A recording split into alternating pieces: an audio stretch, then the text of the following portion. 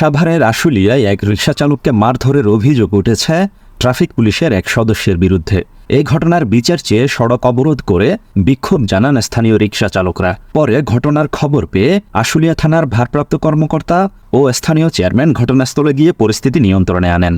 রবিবার ৫ মে দুপুরে বাইপাইল আবদুল্লাপুর সড়কের আশুলিয়া বাসস্ট্যান্ড এলাকায় এ ঘটনা ঘটে বলে জানা যায়। স্থানীয় রিকশা চালকদের সূত্রে জানা যায়, ভুক্তভোগী রিকশা চালকের নাম আলামিন। তবে অভিযুক্ত ট্রাফিক পুলিশ সদস্যের পরিচয় পাওয়া যায়নি। প্রত্যক্ষদর্শী ও স্থানীয়রা জানান, দুপুরে সড়ক দিয়ে চলাচল করা অটোরিকশা ধরে বেকার বিল করছিলেন ট্রাফিক পুলিশের ওই সদস্য।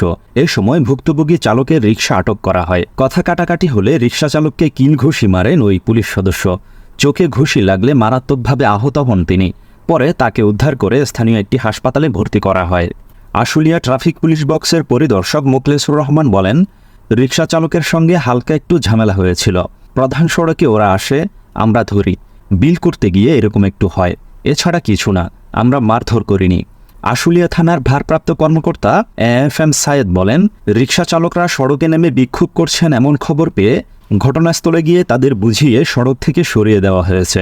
বর্তমানে যান চলাচল স্বাভাবিক রয়েছে। নিউজ ডেস্ক, সময়ের কাগজ।